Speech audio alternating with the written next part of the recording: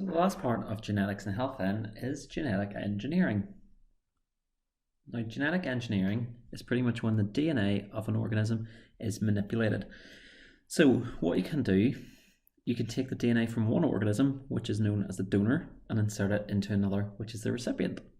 So actually what they've done is they've genetically engineered several different organisms. Now these are just a few examples, there is actually tons.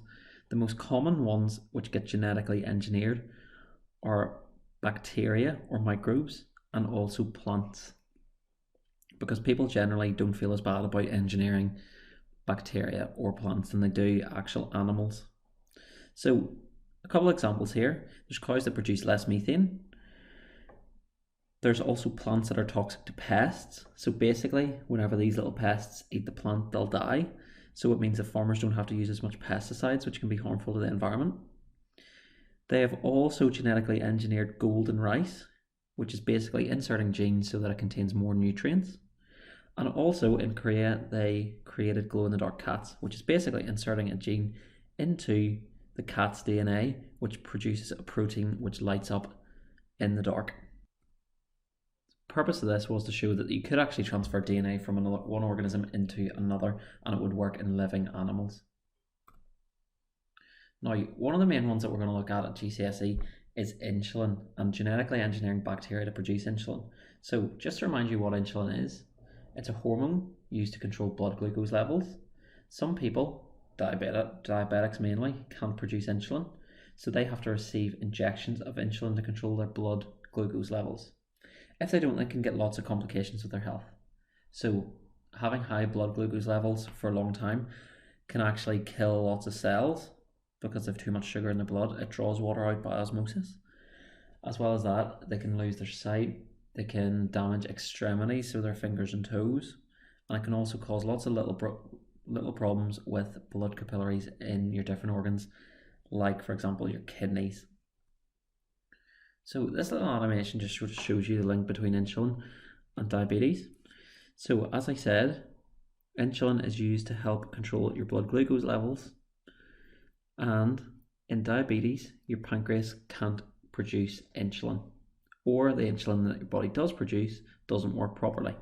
So that's where the insulin comes in. Now this is the basic process. So we start off with a human cell here. Here's its nucleus. And within the nucleus, the DNA is found in the form of chromosomes. So the chromosomes are removed, and the section of human DNA is removed using restriction enzymes. The bacterial cell then is isolated, and it has a little circular loop of DNA known as the plasmid. So the plasmid is just a circular loop of bacterial DNA. So what they do is they take the plasmid out, they cut the plasmid using the restriction enzymes. Now we're going to talk about an important point, but what they can do is they can use the same enzyme to cut this human DNA and the same enzyme to cut the plasmid open.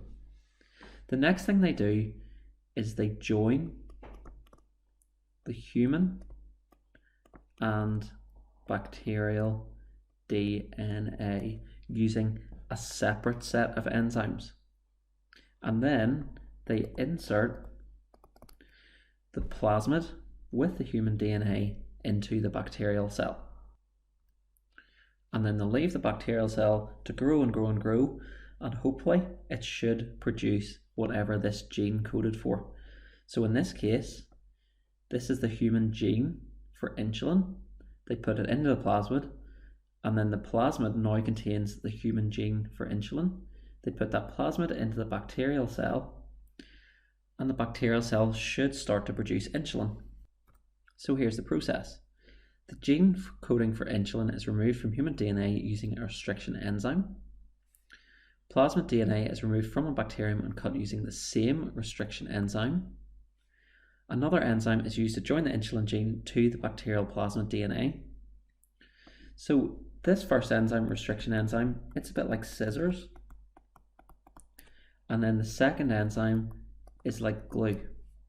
So the second enzyme sticks the insulin gene to the bacterial plasmid DNA. The modified plasmid is then put back into the bacterial cell. The bacteria multiply and produce insulin in fermenters, which we'll look at later on, and the insulin is then extracted and purified. So here's a little animation showing that again. So here we have the human cell membrane around the outside, nucleus, and within the nucleus are the chromosomes which contain the genes. This is the bacterial cell, and this little yellowy orange circle is the plasmid. So what you can do is remove the DNA containing the desired gene. You then use restriction enzymes to cut out the desired gene. Use the same enzyme to cut the plasmid from the bacterium. Use a second enzyme to attach the human gene into the bacterial plasmid, and then you put the modified plasmid into the bacteria and allow it to reproduce. So we'll just show you that again.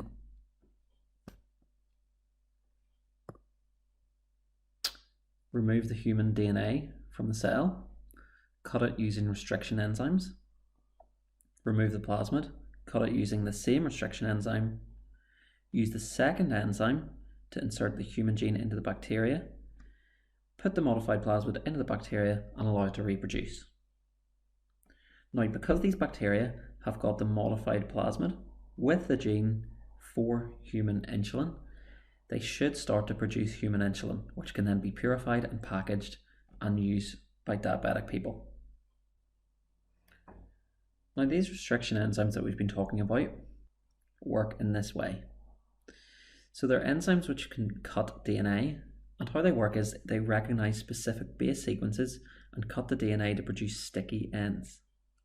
The sticky ends are lengths of unpaired bases which can easily join to other unpaired bases due to complementary base pairing. So basically, the way we learned that A pairs with T and G pairs with C. So let me show you an example here. Now, here we have one of the first ones discovered. This is from the E. coli bacteria. So they found this enzyme here, which is the green part, in E. coli bacteria. And what they found out about it was that it would recognize the base sequence G, A, T, T, C. Now, what you'll notice about this is it's the same back to front. So if we work out the base pairing, this one's going to pair with C, T, T, A, G. So this enzyme recognizes that sequence, G, A, T, T, C. But what happens is it makes a staggered cut. So it puts a cut in there, it breaks these bonds, and then puts another cut in there. So what we actually get left with is a diagram or an example a bit like this. So here we have 4 exposed, or we can say unpaired bases, and that is our sticky end.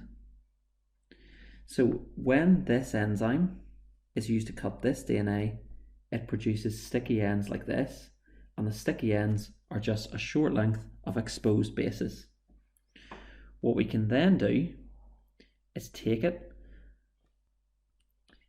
the human DNA, and if the plasmid has been cut using exactly the same enzyme, we should be able to stick together the 2 pieces of DNA because of complementary base pairing.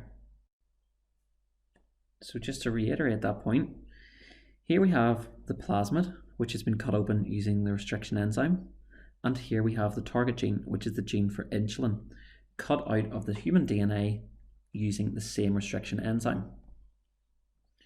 This means that because of complementary base pairing, the DNA from the plasmid, which is this grey part, and this human insulin should line up perfectly. So for example, this A is going to line up with the T, and that's going to join up because of complementary base pairing, which means our final product is going to look like this, where we have the recombinant plasmid. Here was the recognition sites which are joined together, and now the human gene has been inserted into the plasmid.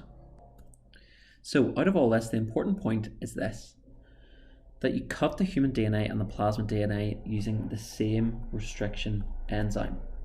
That means that they will have complementary sticky ends and will join together more easily because of complementary base pairing. And then you reinsert the recombinant DNA into the bacteria. So why does this even need to take place? Well, over the past few years, there's been more and more people getting diabetes, basically because of poor diet and a lack of exercise. So a lot of people with type 2 diabetes need some sort of insulin injections, and everybody with type 1 diabetes needs insulin injections. So this diagram shows you what they used to do. So in the past, they used to extract the insulin from the pancreas of pigs and cattle. But this was not particularly effective, and there was lots of reasons.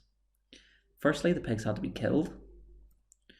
There was not much insulin extracted per pig.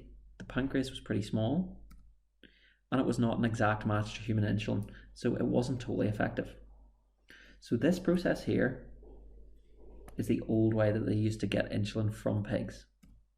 But nowadays, human insulin is produced by bacteria, which seems strange that it's human insulin being produced by bacteria. But because the human gene is inserted in the bacteria, it reprograms their DNA and makes them produce the human insulin. So it's more effective because no animals are harmed in it. It is human insulin, so there's no problems with it being incompatible like the pig insulin was. And also you can produce a large quantity much faster. Ethically speaking as well, people are much more open to the idea of getting insulin which has been produced by bacteria rather than insulin which is produced by pigs. And that's basically because people don't really see bacteria, even though they're a living organism, they don't really see them on the same level as pigs. So they're happy enough that bacteria can be modified and produce insulin as long as it doesn't kill any animals. And that is the end of genetic engineering. It's been an absolute pleasure.